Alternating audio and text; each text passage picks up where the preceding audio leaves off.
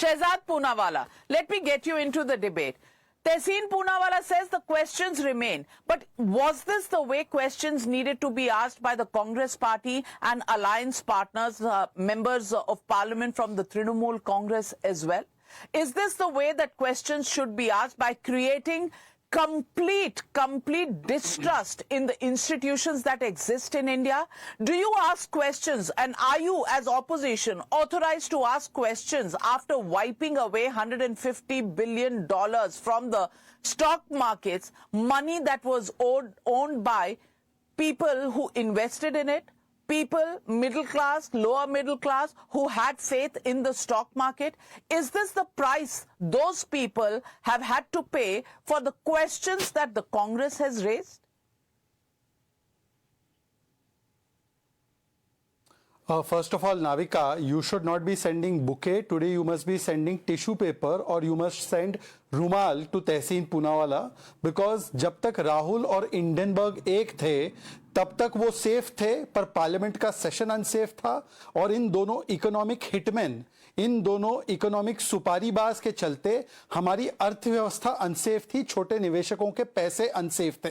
To answer Tehseen's question first, no, the BJP is not overjoyed by either proposition of what Hindenburg does, but Mr. Sharad Pawar is on record, and Google it right now, Tehseen, that he was the first one to say that Hindenburg report seems to be a targeted affair against a particular conglomerate. This is Sharad Pawar's statement, not mine.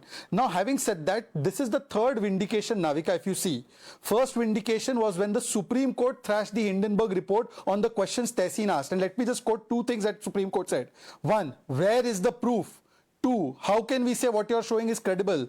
Three, I'll quote some more. It is not conclusive, it is unreliable. In fact, Supreme Court ordered investigation into the transactions and the dealings of Hindenburg, which was growing or profiteering at the expense of the Indian investor by shorting the markets, by creating panic on the basis of propaganda. There is an ongoing case on them. Already there is a case in the United States by the Department of Justice. Even then, Rahul Gandhi considered Hindenburg to be the voice of God, or to be the gospel of God. Now, I just want to ask 3 or 4 questions. If Rahul Gandhi's allegations were so substantive, why is it that his own ally partners, Sharad Pawar ji, TMC, Samajwadi Party, none of them bought this? Point number 1.